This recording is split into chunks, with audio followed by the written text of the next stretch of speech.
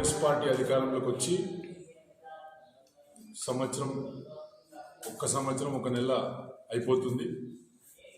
మరి 6 గ్యారంటీలు 420 హామీలు ఇచ్చి ప్రజలను మోసం చేసి ఈరోజు దాకా ఒక్క పథకం కూడా ప్రవేశపెట్టకపోవడం చాలా సిగ్గుచేటని తెలియజేసుకుంటూ, మరి కాంగ్రెస్ పార్టీ ఏవైతే 6 గ్యారంటీలు ఇచ్చిందో ఆ ప్రతి గ్యారంటీ పైన ప్రతి 10 దినాలకు ఒకటి ప్రెస్ మీట్ ఏర్పాటు చేసి ప్రజలకు ఏవైతే కాంగ్రెస్ పార్టీ ఇచ్చిన హామీలు కానీ గ్యారంటీలు కానీ అమలుపరిచే విధంగా ప్రజలకు తీసుకెళ్ళి ప్రజలకు చైతన్యవంతులు చేస్తామని చెప్పేసి కూడా ఈ సందర్భంగా చెప్పుకుంటూ, మరి ఈ గ్యారంటీలోనే మరి బీసీ డిక్లరేషన్ ఇచ్చిన సంగతి తెలంగాణ ప్రజలందరూ కూడా తెలుసు. మరి నవంబర్ 10, 2023లో కామారెడ్డి బీసీ డిక్లరేషన్ చేసిన సంగతి మనందరూ కూడా తెలుసు.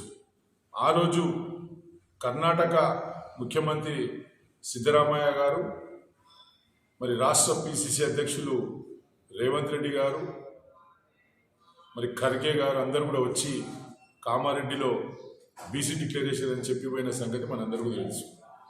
మరి ఆ డిక్లరేషన్లో మాట లేదు, ఊసు లేదు. ఇప్పటిదాకా ఏం చెప్పిండు ఆ రోజు? బీసీలకు మోసం చేయనికి రేవంత్ రెడ్డి గారు బీసీలకు 1,00,000 కోట్లతోటి సప్లాన్ ఏర్పాటు చేస్తా అన్నారు.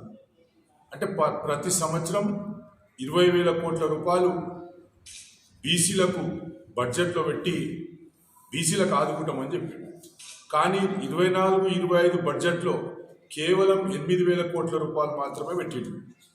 ఆ 8,000 కోట్ల రూపాయల్లో బీసీలకు ఏమి ఇచ్చిండు అనేది కూడా ఇప్పటిదాకా లెక్కలు లేవు. ఈ వచ్చే సమావేశంలో, బడ్జెట్ సమావేశంలో తేలుతుంది. పెడతా అన్నదేమో 20,000 కోట్లు ప్రతి సంవత్సరం, పెట్టింది మాత్రం 8,000 కోట్లే.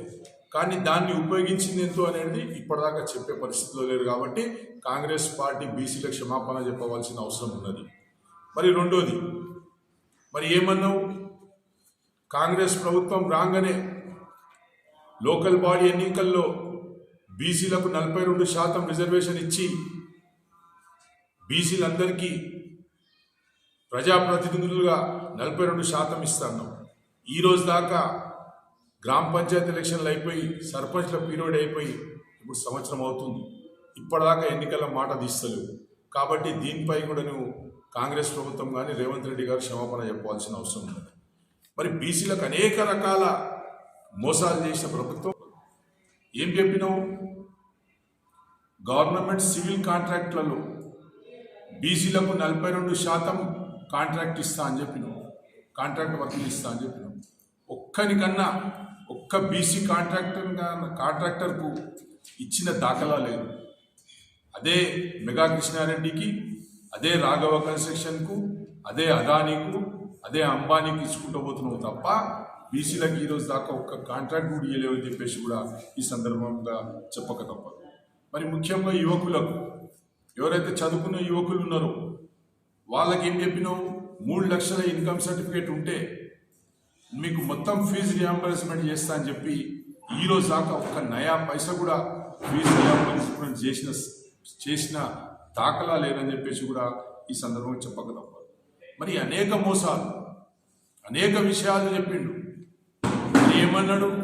ఉన్నత చదువుల కోసం బీసీ విద్యార్థులకు 10 లక్షలు రుణం ఇస్తామన్నాడు. 10 లక్షలు వ్యాపారాలు చేసుకోనికే 10 లక్షలు ఇస్తాడు. ఈరోజు తెలంగాణ రాష్ట్రంలో ఒక్కరికన్నా బీసీలకు వ్యాపారం చేసుకోనికే కానీ లేకుంటే వాళ్ళ ఉన్నత చదువుల కోసం కానీ ఇచ్చిన దాఖలా ఈ కాంగ్రెస్ పార్టీకి లేదని చెప్పేసి కూడా ఈ సందర్భంగా చెప్పక తప్పదు. మరి ఎన్నికల్లో ఇంకా ఎన్నెన్నో చెప్పినాం. ప్రతి మండలానికి ఒక బీసీ గురుకుల పాఠశాల అని చెప్పినాం. ప్రతి జిల్లాకు ఒక బీసీ డిగ్రీ కాలేజ్ అని చెప్పినాం. మరి దాన్ని ఈరోజు దాకా కూడా ఈ తాండూరు నియోజకవర్గంలోనే కాదు తెలంగాణలో ఏడ కూడా నువ్వు తీసుకురానే పరిస్థితి ఉందని చెప్పేసి ఈ సందర్భంగా చెప్పక తప్పదు. ఎన్ని గొప్ప మాటలు చెప్పినావు.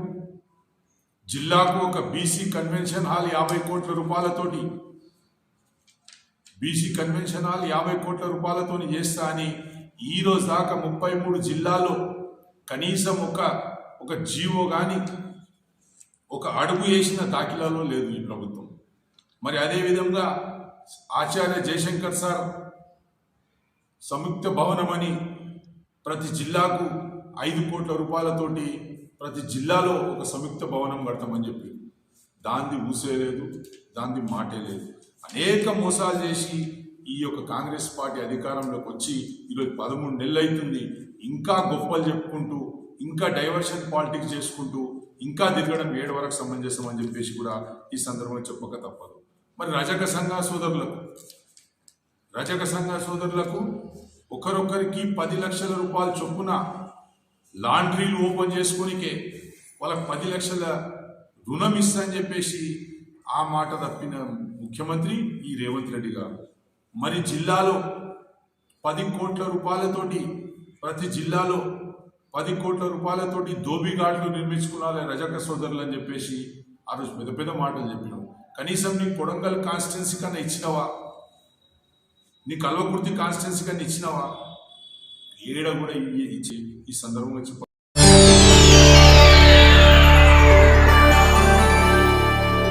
చేయండి, షేర్ చేయండి, కోసం ఛానల్ ని సబ్స్క్రైబ్ చేయండి. అలాగే ఇక్కడ ఉండే ఈ గంట సింబల్ ని క్లిక్ చేయండి. మేము అప్డేట్ చేసే ప్రతి వీడియో నోటిఫికేషన్స్ మీకు వచ్చేస్తాయి.